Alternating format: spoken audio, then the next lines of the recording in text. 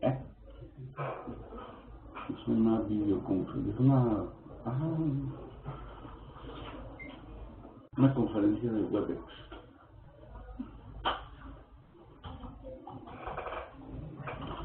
Que no admite.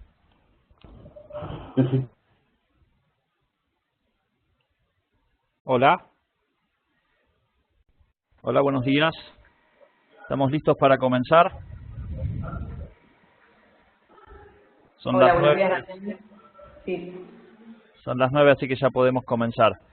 Bueno, muchas gracias por conectarse a esta serie de presentaciones que comenzamos el año pasado. Son parte de una serie de presentaciones, webinars que veníamos haciendo con la red de la Relaxis en un tópico específico que era la identificación de pacientes, cómo utilizar identificadores únicos de pacientes.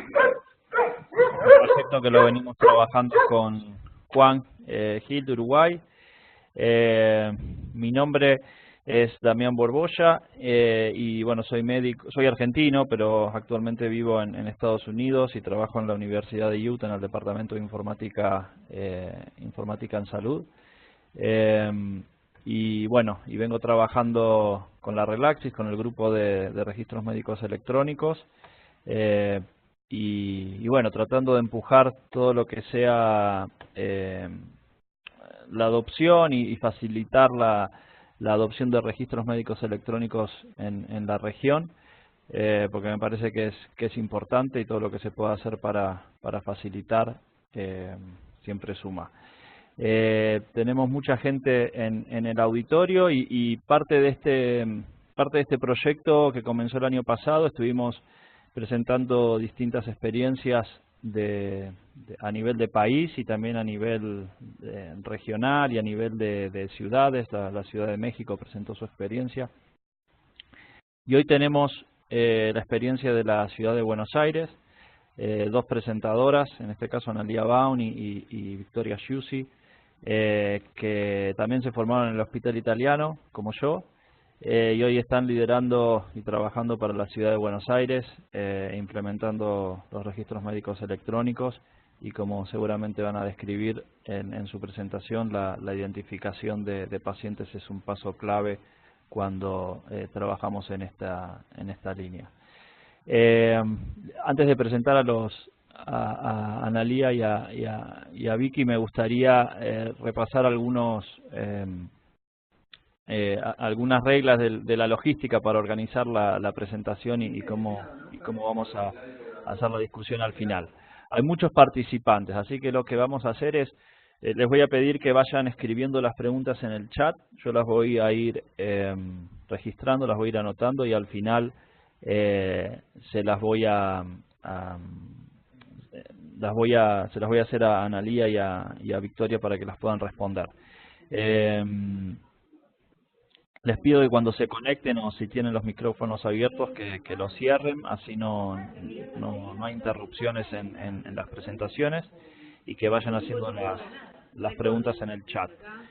Tenemos un grupo de LinkedIn que pasé la información ahí en el chat también. La idea, fuimos probando distintas alternativas para mantenernos conectados y bueno, y esta última herramienta que desarrollamos, que es el grupo de LinkedIn, lo estuvimos probando y bueno, funciona, digamos. Así que les pido que si tienen más preguntas al finalizar la presentación y no llegamos a contestarlas, las puedan seguir por ahí, así seguimos también conectados y armando esta red. Para los que no saben, la Relaxis es la red latinoamericana y del Caribe para el fortalecimiento de los sistemas de información en salud. Tiene distintos grupos de trabajo y el grupo, que está organizando estos webinars es el grupo de registros médicos electrónicos que estoy coordinando. La Relaxis es un proyecto de la OPS, del Departamento de Sistemas de Información que dirige Patricia Ruiz, que no sé si está, no lo había visto, pero si después se conecta también le voy a pedir que diga algunas palabras, pero la idea y lo que estamos tratando de hacer desde la Relax y desde este grupo es generar materiales, presentaciones y conocer experiencias como para que los distintos proyectos a nivel país o a nivel organizacional puedan tengan herramientas como para adoptar y para mejorar la implementación de los registros médicos electrónicos. Así que ahora sí, me gustaría presentar a Analía y a Victoria, que son dos médicas de Argentina y que trabajan para el gobierno de la ciudad de Buenos Aires. Con Analía trabajamos muchos años juntos en el Hospital Italiano de Buenos Aires. Tenemos muchos proyectos compartidos.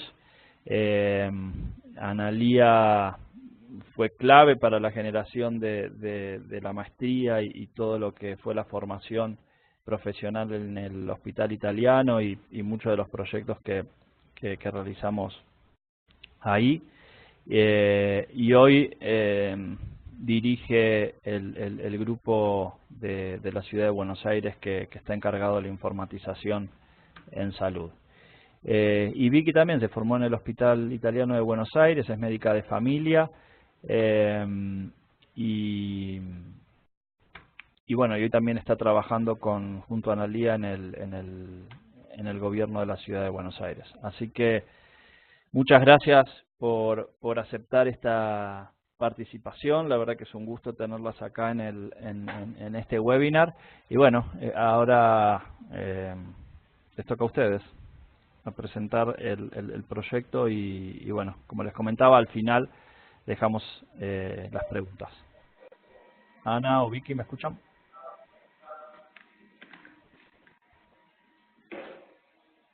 Hola Damián, sí. Acá Vicky te escucho. Excelente. ¿Quieren comenzar? Hola. La palabra a Ana.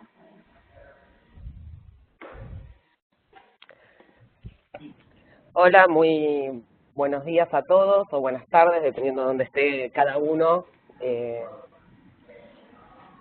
situado en el mundo. Muchas gracias, Damián, por la invitación y al resto del equipo de Relaxis por darnos la oportunidad de compartir la experiencia y a Facundo Leiva por, digamos, ayudarnos a organizar los preparativos para el webinar. No sé si me dan ahora la posibilidad de moderar las diapositivas para que pueda avanzar.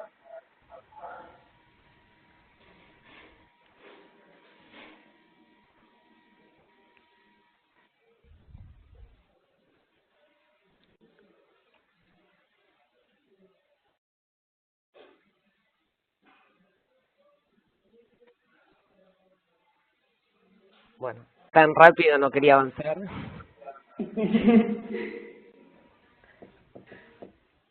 Esa rapidez, increíble. Tremendo. Espero que les haya gustado. Ahora sí. Muy bien. Bueno, como dice el título de la presentación y la serie de webinars que se vinieron presentando en Relaxis, vamos a hablar sobre la identificación unívoca de las personas y lo que vamos a hacer es foco en los desafíos de la implementación que tuvo el estándar Comurbamed en la ciudad de Buenos Aires. Rápidamente, la agenda para el día de hoy es continuar reforzando cuál es la importancia de la correcta identificación de las personas. Esto, como les decía, ya lo estuvimos viendo en otros webinars de Relaxis. Pero básicamente lo que queremos contarle acá, cuáles fueron las partes. Para eso, muy brevemente les voy a contar cómo es la conformación del sistema de salud de la ciudad para los que no las conocen. Y después Vicky va a cerrar con la experiencia de implementación y algunas lecciones aprendidas y vamos a dejar tiempo para preguntas. Si no tuvieron la oportunidad de ver los webinares anteriores, les recomiendo que ingresen a la página de Relaxis, donde van a poder encontrar todo el material grabado. Conceptualmente nosotros estamos siguiendo en la ciudad el estándar de Corvamed para la identificación unívoca de personas, que ya lo explicó muy bien el doctor Daniel Risato, que es el actual director de sistemas de información del Ministerio de Salud de la Nación Argentina. Y bueno, nosotros, digamos, seguimos, por supuesto, el mismo estándar que la Nación propone, y no vamos a detenernos porque estuvo muy bien explicado en este webinar la parte teórico-conceptual, por ahí la retomamos en uno de los diapos, pero queremos ir más a la cuestión práctica de lo que fue implementar el estándar. La identificación de las personas parecería un proceso simple, pero sin embargo está lleno de problemas y yo creo que viví todos en carne propia. Mi nombre, como ya les dijo Damián y yo me presenté, es Analía Baum, no es Anelia, no es Amalia, no es Amelia, no es Ana Lía, ni Ana Lidia, ni Anelí, y mi apellido es Baum con B larga y M final. Y sin embargo, digamos, como verán, parecería que yo padezco, digamos, cada vez que acredito mi identidad de personalidades múltiples. Así que empecé rápidamente a deletrear mi nombre y cada vez que me presento digo, soy Analía, todo junto, y Baum con B larga y M final, y aún así, hace muy poquito, apenas unas semanas, como pueden ver, al deletrear mi apellido me inscribieron como Analía B larga. Así que la idea de este webinar es poder contarles cuáles son las buenas prácticas para poder evitar este tipo de errores al momento de identificar a una persona. Para los que no conocen, el sistema de salud de la Ciudad de Buenos Aires tiene 115 establecimientos que están conformados por 33 hospitales. En esos 33 hay 13 hospitales de agudos, 2 hospitales pediátricos de cabecera, el más reciente incorporado Hospital Cecilia Grierson, y el resto de los hospitales son 19 monovalentes. Hay 44 centros de salud, que como podrán ver en el mapa están distribuidos en toda la ciudad, y 37 centros médicos barriales. Entre estos centros de salud, que se llaman CESAC y centros médicos barriales, son los que asisten al primer nivel de atención. Para que se den una idea del volumen, digamos, de consultas que estos 115 establecimientos tienen, son de 9 millones de consultas ambulatorias, que están agrupadas 8 millones entre los 34 hospitales, y 1 millón en el primer nivel entre los centros de salud y los centros médicos barriales. Y 170.000 internaciones anuales que están distribuidas en 7.000 camas que tiene todo el sistema. Aproximadamente, bueno, esto no lo comenté, pero el sistema, digamos, de salud de la ciudad de Buenos Aires, para los que no son del país, tiene un sistema público que convive con un sistema de seguridad social y un sistema privado en menor escala. El 25% de la población que vive en la ciudad de Buenos Aires, que son aproximadamente 500.000 personas, y el 45% de los que viven en el Gran Buenos Aires, o sea, rodeando la ciudad, no tienen ni seguro social ni una prepaga, y entre estos suman aproximadamente 7 millones que utilizarían exclusivamente el sistema público de la ciudad y del Gran Buenos Aires. En diciembre del 2015 asumió un nuevo intendente en la ciudad de Buenos Aires, y para el plan de salud de su gestión propuso desarrollar una red integrada de servicios de salud de complejidad biomédica creciente, basada en necesidades de la población, con una atención primaria de la salud adaptada a las características del territorio y articulada en forma intra e intersectorial con otras organizaciones del Estado y de la sociedad civil, de manera de poder intervenir sobre el proceso de determinación social. Esto no es algo novedoso porque las redes integradas de servicios de salud de complejidad creciente están, digamos, propuestas desde Alma Ata, y hay una serie de publicaciones que vino haciendo, digamos, la Organización Panamericana de la Salud con respecto a cómo generar una red integrada de servicios de salud. Este gráfico que ustedes pueden ver resume lo que sería una red integrada de servicios de salud, de cuidados progresivos e integrados, que implica distribuir el territorio de la ciudad y cada uno de estos territorios que tengan de referencia un centro de salud, que en nuestro caso podría ser un CESAC, como les dije, o un CMB. Y además, digamos, cada uno de esos territorios de referencia están divididos de manera tal que la población pueda tener un equipo sanitario de cabecera. Ese equipo aproximadamente tiene cuidado de salud de 700 familias, que si promediamos que son 700, digamos, familias de 5 convivientes, son unas 3.500 personas por equipo.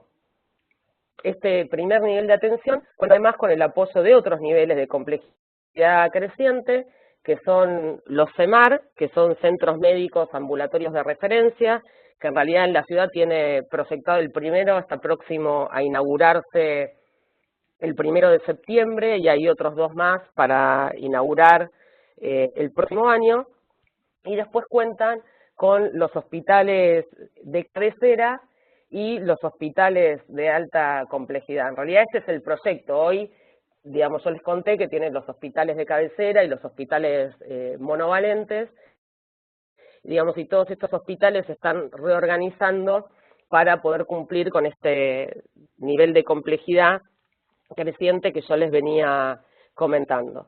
Tanto para la nominalización de las personas como para asignarles un equipo a cargo que pueda dar continuidad del cuidado de su salud, la identificación unívoca de personas es fundamental. Y esto es lo que la doctora Victoria Giussi les va a contar, que es cómo lo hicimos en la ciudad de Buenos Aires y cuáles fueron las lecciones aprendidas. Vicky, si quieres continuar. Bueno, muchas gracias, Ani, por la excelente introducción. Muchas gracias por la invitación y muchas gracias a todos por estar acompañándonos. Como ya mencionó Analía, nosotros decidimos no reinventar la rueda, y también como mencionó el doctor Daniel Rizzato en su webinar, en este país, digamos, usar un identificador único, como por ejemplo podría ser el número de DNI de los ciudadanos, no alcanza, porque eso deja fuera a otro grupo de personas que, digamos, que están en el país, como por ejemplo, y que no tienen aún su número de identificación único. Por ejemplo, los bebés recién nacidos, pasa un tiempo hasta que lo adquieren, las personas que son extranjeras también, y hay personas también que no tienen, digamos, documento por alguna situación especial.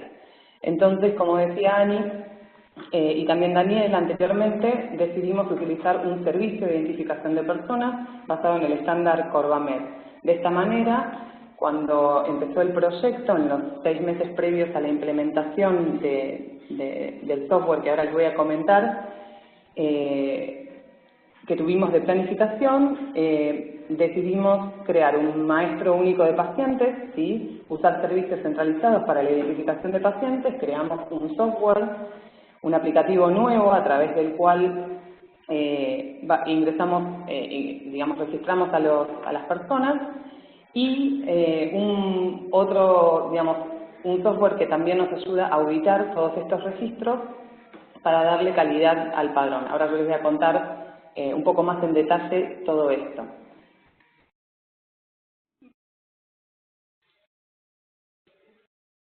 Bueno, por supuesto, como decía Ani, alineándonos a la visión del sistema nacional, la Ciudad de Buenos Aires pretende ser un dominio, así como lo establece el estándar Corvamed, donde exista un suprafederador que va a ser el nivel nacional, que se vaya conformando a través del registro de personas en los diferentes dominios. La Ciudad de Buenos Aires sería un dominio, y esto lo tuvimos en cuenta también al desarrollar nuestro software y nuestros procesos y procedimientos que ahora van a ver.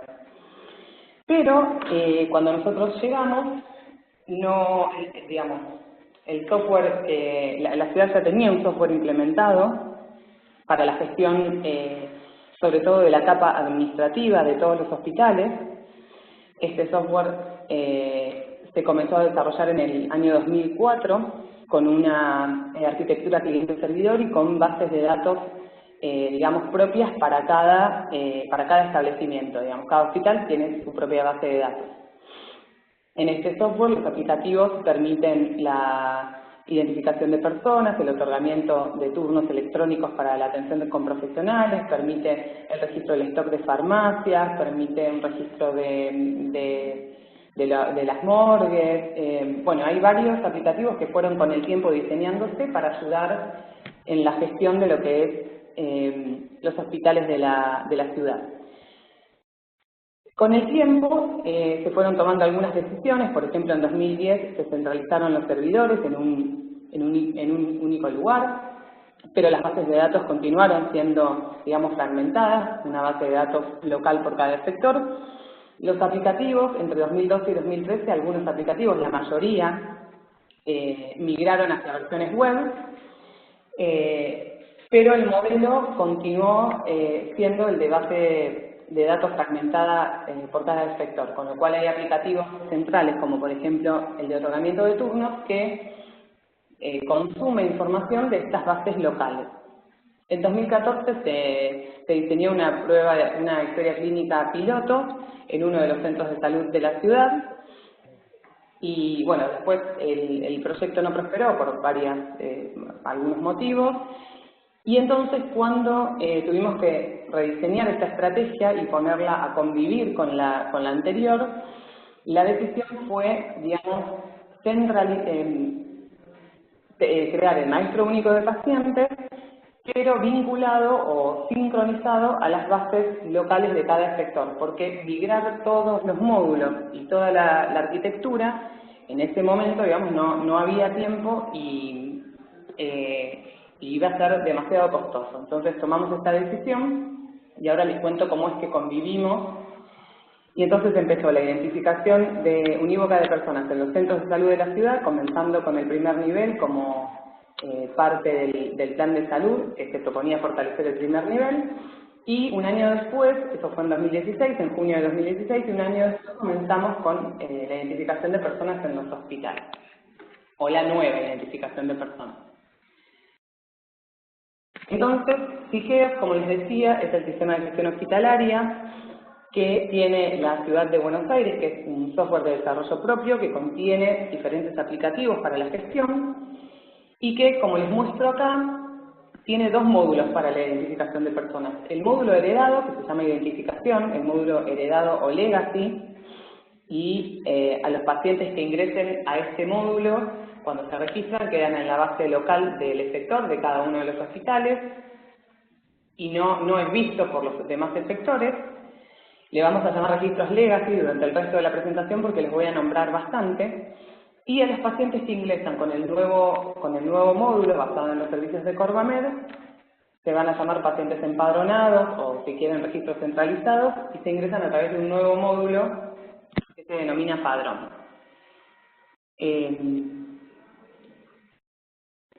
Entonces, como dijimos, en este aplicativo padrón, el registro de personas se hace a través de un proceso de acreditación de identidad. La persona presenta en el mostrador, cuando se va a atender o va a reservar un turno, el documento de identidad.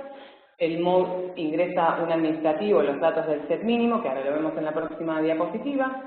El aplicativo hace una búsqueda de candidatos utilizando algoritmos de normalización fonética y algoritmos de cálculo de peso relativo para buscar coincidencias o candidatos. Si hay registros que puedan ser candidatos, o sea, que puedan coincidir con este nuevo registro que queremos hacer o con esta nueva persona que queremos ingresar al padrón o al maestro de pacientes, si hay candidatos y algún candidato coincide 100% los datos, el módulo no me permite ingresar nuevamente a ese paciente. Si no hay ningún candidato, lo puedo ingresar tranquilamente, y si hay un candidato con peso distinto al 100%, donde algunos campos coinciden y otros no, el administrativo la persona que está empadronando tiene que evaluar si esa persona está ya ingresada y contiene algún error, por ejemplo, el registro. Y bueno, y a todo este proceso después pasa por un proceso de auditoría, todos los registros ingresados desde el módulo padrón. Les muestro un poquito la interfaz, entonces, del nuevo módulo de identificación de personas, donde se ingresan los datos del set mínimo de datos, le llamamos, como también ya lo contó el doctor Daniel Risato. Después el módulo ejecuta la búsqueda y obtiene resultados, como ya les conté. También los resultados pueden ser que no haya nadie igual al paciente que se quiere ingresar, entonces puede darle de alta, que haya alguien que es igual al paciente que se quiere ingresar y es entonces la misma persona, con lo cual el módulo no me permite darle el alta de nuevo, y que haya alguien que se parece en algunos datos y entonces el administrativo va a tener que evaluar accediendo a los datos del set ampliado, que son el domicilio, el teléfono de contacto, algunos datos, otros datos filiatorios y a veces la foto también del paciente, si es o no la misma persona. Si es la misma persona y hay un error en el empadronamiento, reporta ese error y el grupo de auditores lo corrigen y bueno, el proceso sigue adelante. Este paso, les muestro un poquito el resto de los pasos del empadronamiento.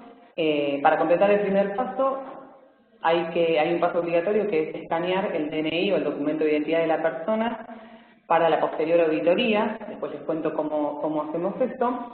Y además, para cumplir con la ley de identidad de género de la ciudad, se permite el ingreso del nombre autopercibido de la persona en caso de que no coincida con el que tiene registrado en su documento de identidad, a fin de respetar que el paciente pueda ser llamado por su nombre autopercibido, y eso es lo que indica la ley acá, por lo menos en Ciudad de Buenos Aires.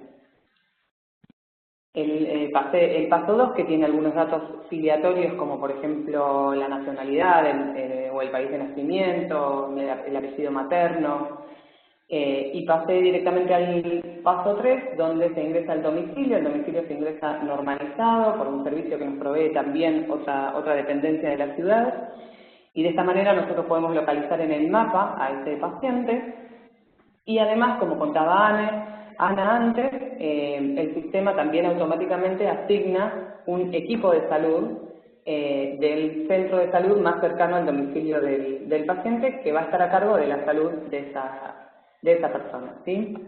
Otros datos son el teléfono, el email, y en el último paso, bueno, se obtiene el número de historia clínica electrónica, y este número, digamos, va a acompañar al paciente en todas sus atenciones, en todos los efectores de la ciudad.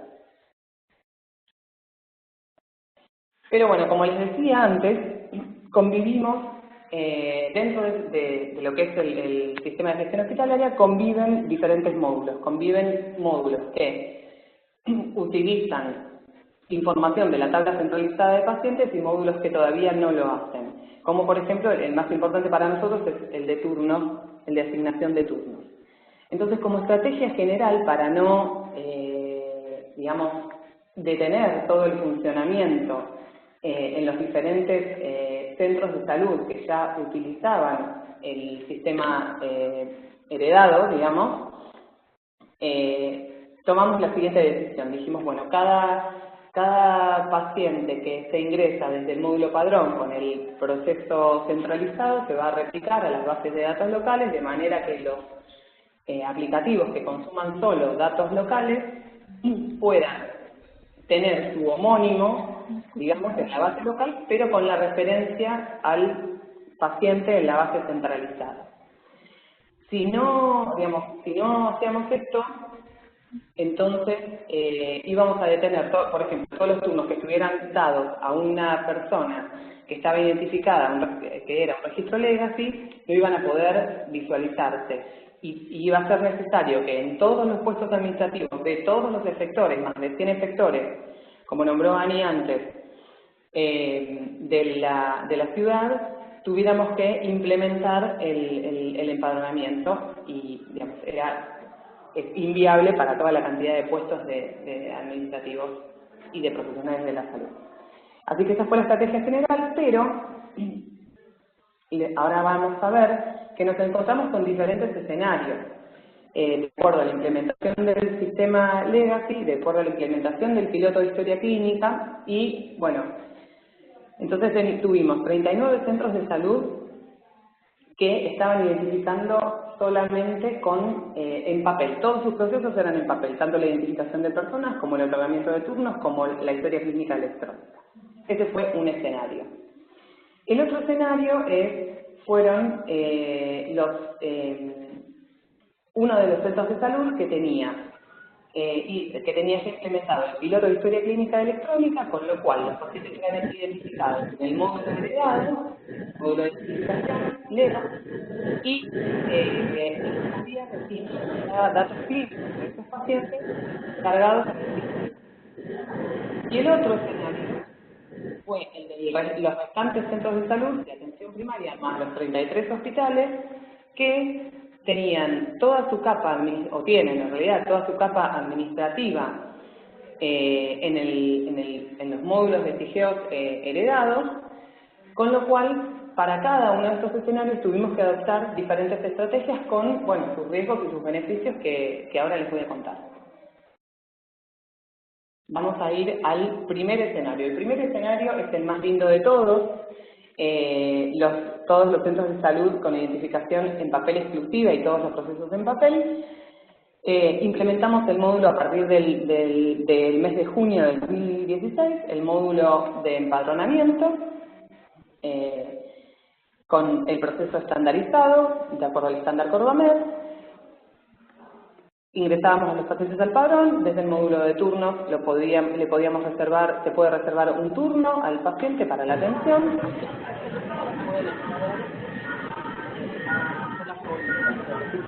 En historia clínica electrónica. En este escenario no hubo, ningún inconveniente, así sigue siendo hasta el día de hoy, fue nuestro escenario más ideal. El segundo escenario, el escenario en que en el centro de salud ya se había implementado el piloto de historia clínica, por supuesto que no podíamos hacer que esta información quedara desintegrada de los nuevos procesos, entonces lo que hicimos fue lo siguiente.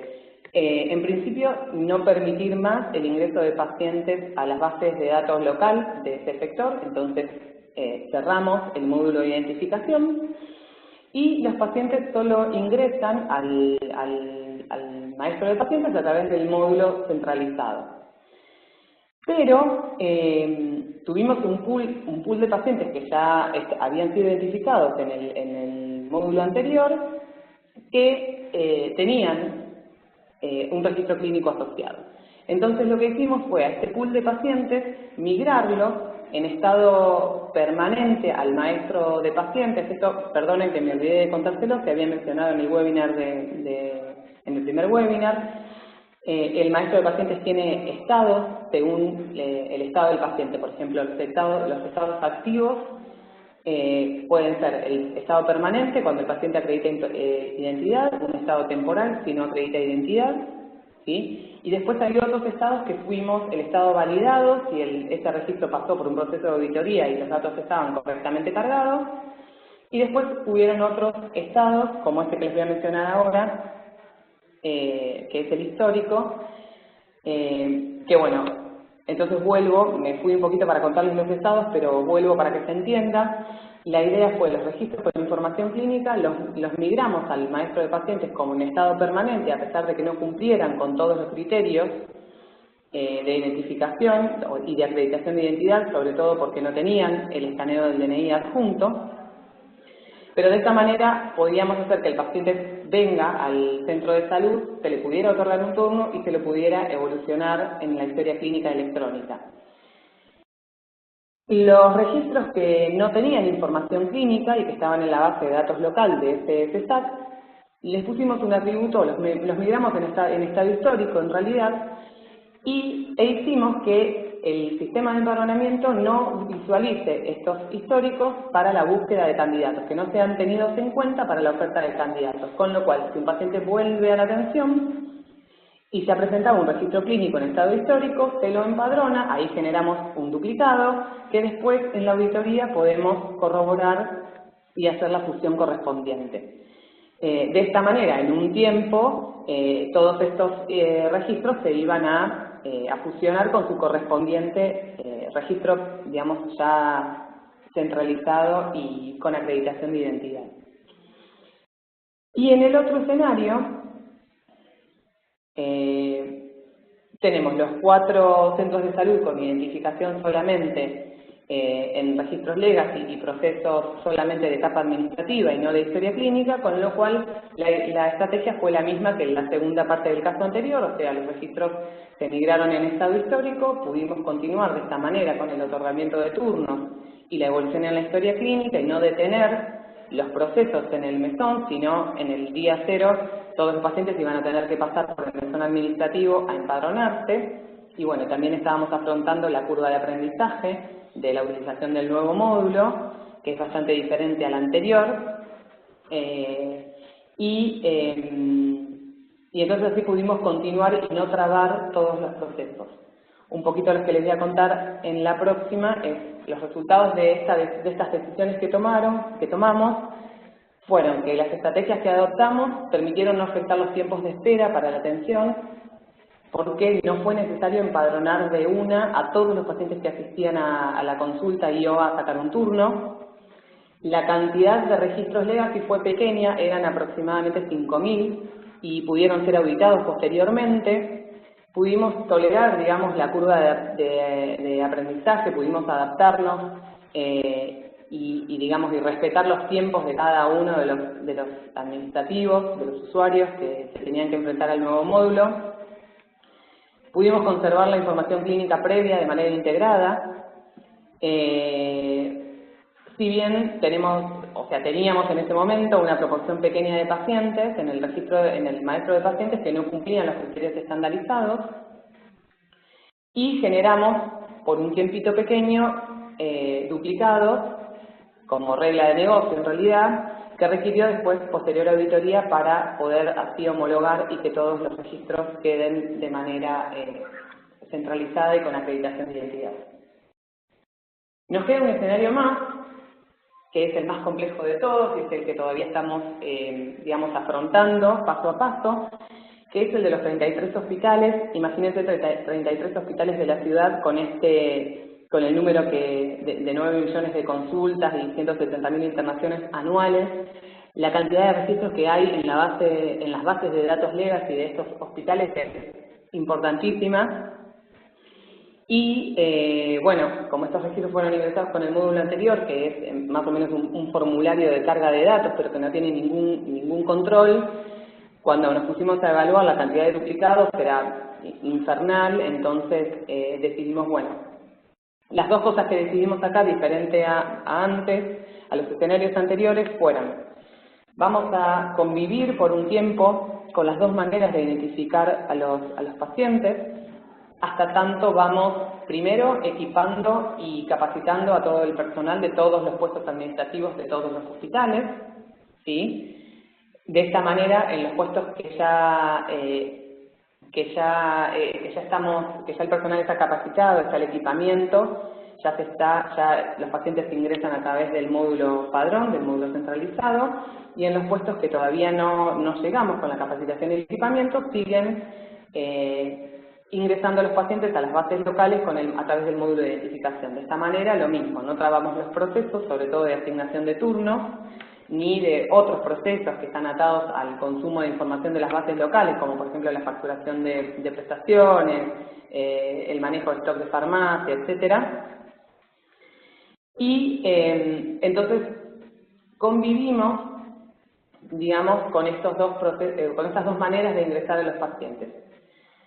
Pero lo que sí cerramos es que los pacientes que son ingresados a la base de datos local con el módulo viejo, con el módulo legacy, no pueden ser evolucionados en la historia clínica, de manera de no arrastrar el error que tuvimos antes de que queden datos clínicos asociados a personas que no están correctamente identificadas en el sistema, ¿sí? Entonces,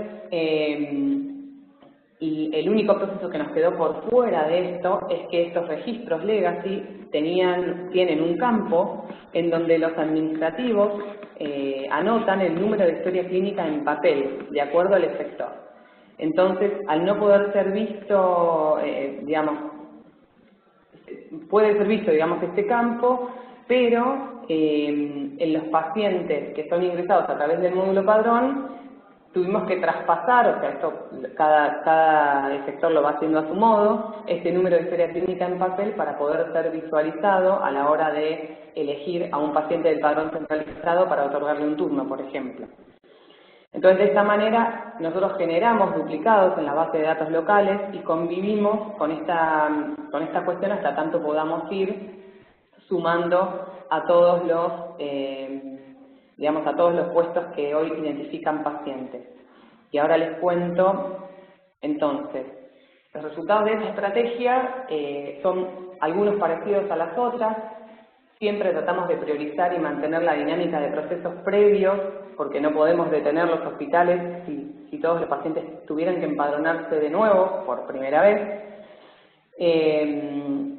Lo diferente antes es que todas las personas que ingresan en el maestro de pacientes a través del proceso estandarizado, podemos de nuevo tolerar la curva de aprendizaje en el uso del nuevo módulo, generamos duplicados a nivel local y en este caso confundió un poco el personal administrativo porque no sabían cuál de los pacientes, a veces no sabían cuál de los pacientes elegir, de los registros elegir para otorgarle un turno. Entonces, bueno, ahí brindamos soporte continuo a la implementación, pero ya, diseñamos una nueva estrategia para ir ya despegándonos de los registros legacy en el correr de este año. Ya para fin de año, la estrategia es la siguiente. Decidimos en una fase, en tanto los puestos administrativos de los hospitales van empezando a utilizar el nuevo módulo y dejar de utilizar el módulo anterior, vamos evaluando. Los que más cerca están de tener, de otorgar, por ejemplo, turnos a la mayor cantidad de pacientes que están empadronados y no a los legacy, les vamos proponiendo cerrar el módulo de identificación, cosa de que solamente se empadronen pacientes, solamente ingresen al maestro de pacientes empadronados y que se repliquen en la base legacy para poder seguir utilizando el sistema de turnos. Esa es la fase 1. Ya tenemos algunos hospitales con esta fase cumplida y algunos también con la fase 2.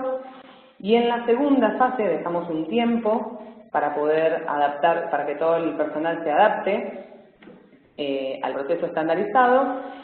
Y en la segunda fase lo que hacemos es ya directamente dejar de visualizar los registros legacy en las bases de las bases de datos locales. Y solamente visualizamos aquellos registros que tienen su correspondiente en el maestro único de pacientes. Entonces, de acá a fin de año, la idea es que todos los hospitales empiecen a pasar por estas dos fases, de manera de que a fin de año ya dejemos de convivir con los registros legacy.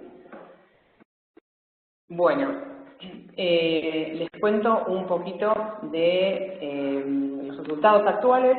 Tenemos 70 inspectores ya utilizando el proceso nuevo de empadronamiento o abriendo historias clínicas, como les decimos nosotros, los 44 centros de primer nivel y 26 hospitales. Ya tenemos 740.000 pacientes con historia clínica electrónica abierta en la ciudad y alrededor de 1.400.000 consultas registradas entre el primer nivel y el nivel ambulatorio de los hospitales de agudos, que es donde empezamos a implementar a partir de enero de este año la historia clínica electrónica. Lo que ven al lado, el mapita, es la representación geográfica de los pacientes empadronados y para los que conocen la ciudad de Buenos Aires y el área metropolitana, como bien representa este dibujito lo que contaba Ana antes, que brindamos atención no solo a la ciudad de Buenos Aires, sino a personas que viven en el área metropolitana. Así que, bueno, son resultados generales hasta ahora. Después, si alguien quiere saber algún dato más, lo podemos compartir en la ronda de preguntas. Voy a pasar a la última parte, que es la auditoría del maestro de pacientes. Para esto también creamos un módulo dentro del sistema de gestión hospitalaria que se llama auditoría. No es muy original, pero las acciones que llevamos a cabo, un grupo de personas que comenzó siendo el grupo de auditoría, pero que bueno, con el correr de estos 2 años se amplió y ya el grupo se pasó a llamar tablas maestras, porque no solamente tenemos tabla de pacientes o de personas centralizadas, sino también de lugares, de áreas jerárquicas, y así vamos a ir construyendo, digamos, todo el sistema para consumir estas tablas, así que ya el grupo se agrandó un poquito y tiene otras funciones, pero los auditores del maestro de pacientes en general hacen las siguientes acciones. Corrigen datos de personas, porque el error humano, por supuesto, existe, nos podemos equivocar. Esto lo hacen al azar o por pedido de los usuarios mismos que están en los efectores. Cuando encuentran un registro que tiene algún error, hacen un pedido a través de un sistema de mesa de ayuda, llega a los auditores y entonces corrigen en menos de 24 horas, digamos, cualquier error de empadronamiento que pueda surgir. También validan los registros. La validación consiste en, como yo les decía, en el paso 1 del proceso de empadronamiento se escanea el documento de identidad de la persona y este proceso de validación lo que hace uno de los auditores es corroborar que los datos ingresados en los campos del set mínimo de datos correspondan con los datos que tiene la persona en su documento de identidad. Entonces, si coinciden, valida el registro y ya pasa a estado validado en el maestro de pacientes. A la vez que se hace la auditoría, registramos también los errores y los analizamos los errores más frecuentes, analizamos digamos, quiénes cometen estos errores a nivel, por ejemplo, del sector, qué sector tiene qué tipo de error, y también lo podemos hacer a nivel usuario. Y lo más importante es la fusión de registros duplicados. Sí, que por supuesto los hay porque, como les decía, el error humano existe y bueno. Les cuento algunos resultados. Hasta ahora tenemos auditado el 15% del padrón, es un valor bajo, digamos, pero el padrón que creció muchísimo en poco tiempo. Y en este 15% que llevamos auditado del padrón, encontramos un casi 15% de errores, de registros con algún error en los campos del set de datos mínimo. La mayor parte de los registros contenían un solo error, el 84,5%, y después algunos registros poquitos tenían más de un error. Les cuento entonces que, acorde a lo que en general se lee en la bibliografía acerca de lo que es los maestros de pacientes o los sistemas de auditoría, el error en los campos nombre y apellido es el error más frecuente por lejos.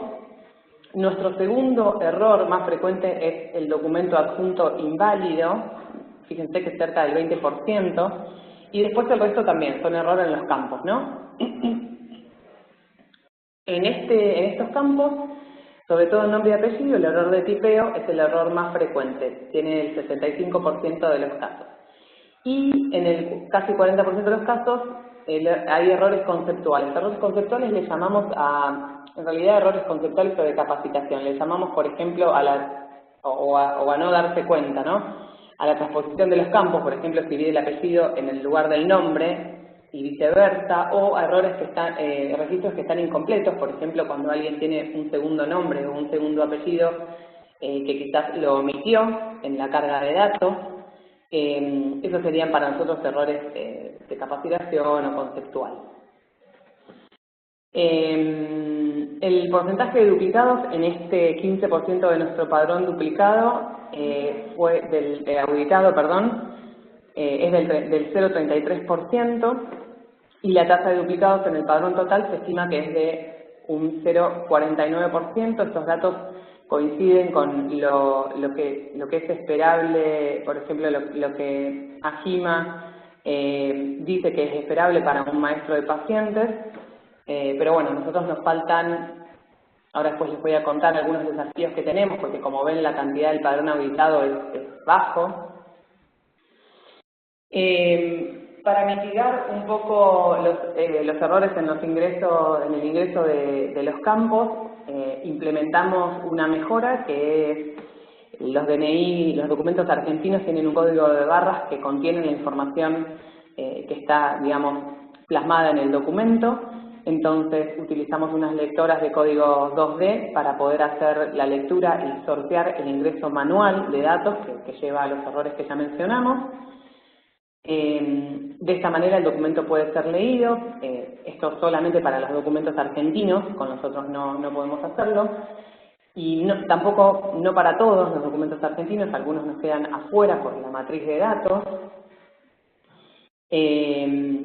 Y bueno, entonces lee los datos en el documento, nos los presenta en un modal. Si los datos están bien, podemos utilizar estos datos y ya los impacta en los campos y ejecutamos la búsqueda, digamos. Lo único que reemplaza es la carga manual de la carga automática. Hicimos un pequeño protocolo, mejorable por supuesto, que vamos a seguir, pero quería presentarles algunos datos. Estuvimos evaluando a 25 usuarios que estuvieron haciendo el empadronamiento un mes antes de la implementación de la lectora 2D y un mes después, dejando una semana en el medio para mitigar dudas en la capacitación. Y comparamos, digamos, cuáles fueron los errores antes y después en los campos del set mínimo de datos. Y pudimos tener una reducción del 60,4% de errores en los campos del set mínimo de datos. Nos preguntamos por qué no pudimos reducir más, por qué el 60% y no quizás como esperábamos un valor un poco más elevado. Y tenemos algunas preguntas que nos estamos haciendo y con las cuales vamos a ayudar a mejorar el protocolo, para hacer un protocolo que deje de ser piloto, ya incluya por supuesto más usuarios, que incluya algunas otras consideraciones. Y las limitantes que nosotros encontramos es que el dispositivo pudo haber sido utilizado parcialmente, o sea, no nos pudimos asegurar que todos los empadronamientos en el mes que evaluamos post implementación de la pistola o de la lectora hayan sido realizados con el dispositivo. Tampoco pudimos evaluar si hubo una edición de los campos de manera manual luego de haber sido introducidos los campos con la lectora. Algunas cuestiones que pudieron tener que ver con el desarrollo del software, por ejemplo, los nombres o apellidos con las letras ñ y los apóstrofes no son capturados por la pistola, entonces eso puede introducir errores.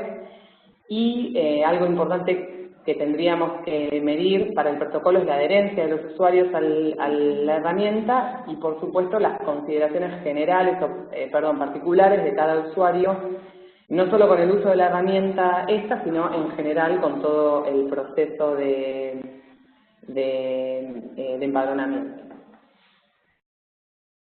Así que, bueno, un poco hasta acá las lecciones aprendidas.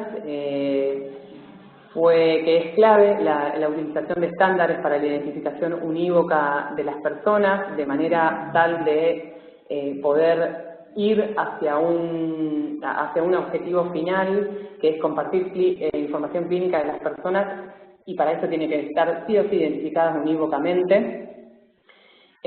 Tuvimos que diseñar procesos que acompañen a la correcta implementación. Por supuesto, tuvimos que tener en cuenta la realidad de cada escenario y adaptarnos, ser flexibles, tanto con los procesos, como con los usuarios, como con las curvas de aprendizaje. Así que tener en cuenta el factor humano y la cultura de las organizaciones fue muy importante. Y como les decía, bueno, tener en cuenta la curva de aprendizaje en la adopción de tecnologías o de los nuevos procesos. Y algunos desafíos que nos planteamos a futuro fue mejorar el proceso de auditoría del padrón. Como les decía, el padrón es muy grande y crece cada vez más. Entonces, los procesos de auditoría creemos que deberían ser un poco, creemos que deberían ser más fáciles, más ágiles, porque si no necesitaríamos un batallón de auditores para poder auditar todos los registros en línea. Entonces, estamos pensando, ya hemos desarrollado algunos algoritmos de detección de errores que, por ejemplo, sean ofrecidos en el mismo aplicativo de auditor a los usuarios que auditan, registros que más probablemente tengan un error y no los que no lo contengan, como por ejemplo algoritmos de inconsistencias entre el número de documento y fecha de nacimiento, o inconsistencias entre nombre y sexo, por ejemplo. Algunos de estos algoritmos ya los estamos probando y tienen muy buen valor predictivo positivo, así que los vamos a estar implementando. Y también algoritmos para la validación automática. Esto también yo le había contado el doctor Daniel Risato, con un servicio que nos provee el Registro Nacional de las Personas, en el cual nosotros podríamos a todos los pacientes que ya tenemos en nuestro padrón, correrlos contra ese servicio y determinar si los datos coinciden en qué porcentaje. Si coinciden en un 100%, podríamos validarlos automáticamente, y si no, tendríamos que auditarlos, digamos, manualmente. Así que bueno, estamos en eso con respecto a la auditoría del padrón. También queremos generar indicadores de calidad del padrón dinámicos, que nos vayan contando cómo está el padrón en línea. Digamos, hoy lo hacemos bastante manual, así que también estamos en esto. Y por supuesto estamos a punto de poder realizar la integración con el Federador Nacional. Esto también nos ayudaría a mitigar los errores de empadronamiento, porque el Federador Nacional ya contempla el uso del servicio que provee el Registro Nacional de las Personas, con lo cual cuando cada vez que se empadrone un paciente en el dominio nuestro de Ciudad de Buenos Aires, va a haber una consulta hacia el Federador Nacional, y si el Federador Nacional ya contiene a este paciente, nos va a facilitar esos datos para, de esta manera, poder continuar, digamos, replicar esa identificación correcta en nuestro dominio de Ciudad de Buenos Aires, y así, en algún tiempo más, poder compartir información clínica de las personas. Así que, bueno, en esto ha sido todo. Espero que les haya gustado. Estamos, por supuesto, para hacer la ronda de preguntas, y les agradecemos, por supuesto, mucho la escucha. Bueno, muchas gracias a Analía y Victoria. La verdad que estuvo muy interesante la presentación. Excelente el proyecto. Les quiero comentar antes que hubo algunos comentarios sobre el sonido. Cuando un participante nuevo se conecta y habilita el micrófono, a veces se corta lo que el presentador estaba diciendo, pero después no hubo otros problemas. Los que decían que no podían escuchar nada, que se había cortado, eso debe ser un problema local, porque yo en ningún momento registré corte en el sonido. Y esto está grabado, así que si hay alguna parte que quieran repasar, después vamos a enviar el link y pueden repasar lo que Victoria y Analía estuvieron presentando. Tenemos muchísimas preguntas, más de 100 participantes en el foro, y fueron enviando muchísimas preguntas. Yo lo que les voy a pedir, algunas las voy a transcribir al sitio de LinkedIn. Le voy a pedir a Analía y a Victoria si nos pueden hacer el favor de contestar algunas en el grupo de LinkedIn, si les parece. Sobre todo las que son más técnicas. Y me parece que por ahí lo que sí estaría interesante, dado que este es un grupo de registros médicos electrónicos, hubo algunas preguntas que referían a cómo se relaciona esto a los registros médicos electrónicos, si están estandarizados y cuál es el nivel de avance en la ciudad de Buenos Aires. Así que por ahí me gustaría que comenten un poquito de eso antes de cerrar la presentación, porque ya estamos en tiempo, y después las preguntas las seguimos offline, porque tenemos más de 20 preguntas que me fueron enviando, no vamos a llegar a responder todas. Así que si les parece, no sé, Ana o Vicky, si pueden hacer algún comentario de cómo se relaciona esto a los registros médicos electrónicos, qué desafíos están encontrando, están siguiendo algún estándar para el diseño de estos registros, están viendo mucha resistencia desde los usuarios, están teniendo algún problema desde lo legal, que fueron algunas de las preguntas que estuvieron volcando los participantes en el foro. Hola Damián, arranco yo y Vicky si quiere, digamos, agregar. Ahí estuve tratando de leer las preguntas, a ver si puedo ir más o menos resumiendo, y después una a una las vamos a contestar en el grupo de LinkedIn con mucho placer. Para los que entraron más tarde, que preguntaban DNI, es el documento nacional de identidad que tienen todas las personas que residen en el territorio argentino.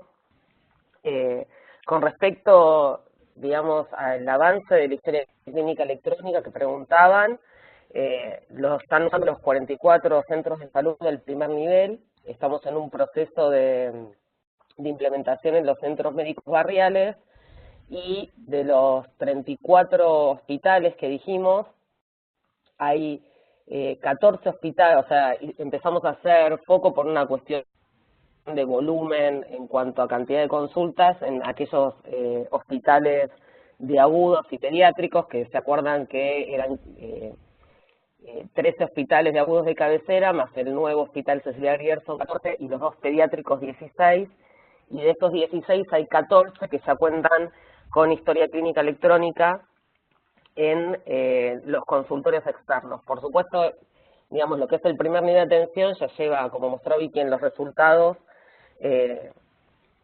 la primera implementación fue en junio del 2016, así que ya lleva un tiempo de maduración importante, y en los hospitales comenzamos a escalar este año. En enero de este año fue la primera implementación, así que en un semestre haber ya implementado en 14 hospitales es exitoso, y eso responde a algunas de las preguntas que decían ahí de cómo era la aceptación, la satisfacción del usuario.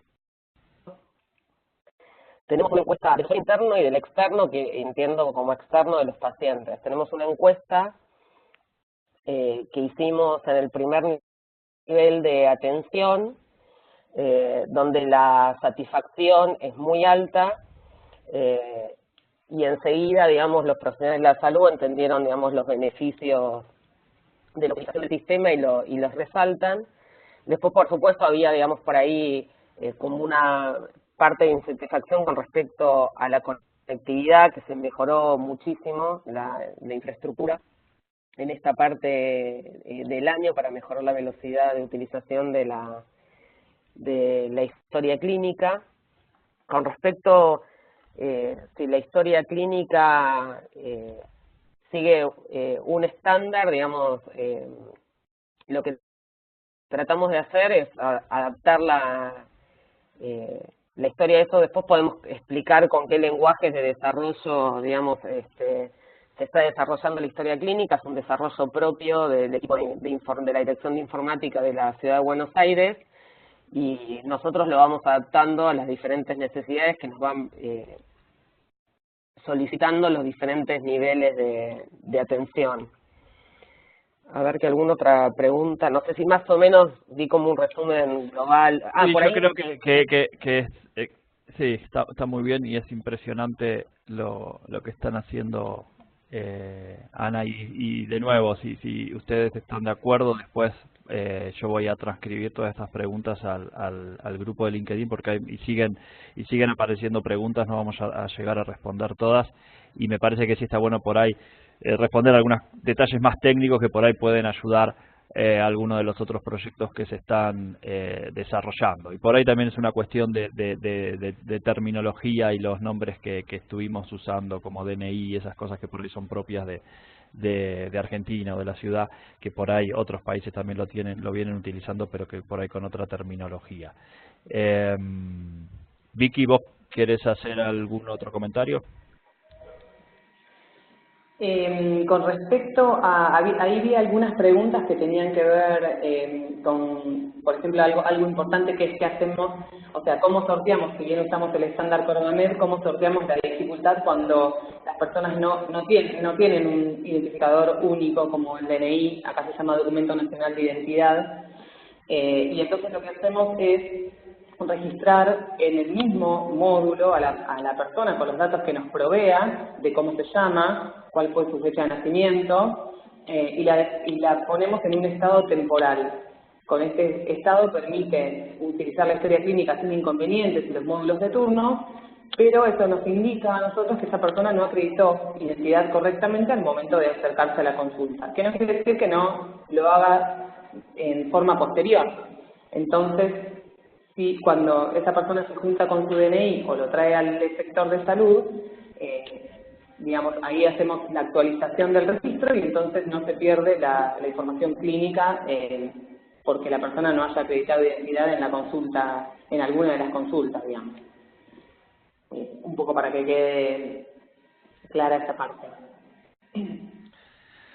Bueno, excelente. De nuevo, muchas gracias por la presentación. La verdad que los números... También estuve tuiteando algunos de los de los números y las presentaciones que estuvieron presentando. La verdad que es increíble que en tan poco tiempo ya tengan todos esos centros implementados con un identificador digamos que ayuda a que los registros sean más seguros y que no haya duplicación de información. La verdad que es impresionante. Así que vamos a poner esta presentación en la página de la Relaxis, vamos a continuar la discusión en el grupo de LinkedIn y la semana que viene vamos a tener una nueva presentación. La gente de El Salvador, Sonia y Natalia, trabajan en el grupo de sistemas de información y trabajan con los registros de las personas. Así que ese también es otra satisfacción que nos estamos dando en la Relaxis. 4 mujeres presentando proyectos de tecnología en salud en estos 2 últimos webinars de identificación de pacientes. Así que los esperamos a todos el martes que viene. Muchísimas gracias por participar. Creo que rompimos el récord de participación de participantes en la sala virtual. Así que esto está despertando mucho interés. Muchísimas gracias, Ana, Vicky, por tomarse el tiempo, por preparar la presentación. Excelente. Y bueno, y también impresionante lo que están haciendo y el proyecto que están llevando adelante. Así que seguimos en comunicación virtual. Bueno, muchas gracias. Muchas gracias a todos. Gracias a todos. Gracias a todos. Seguimos en contacto en las redes entonces.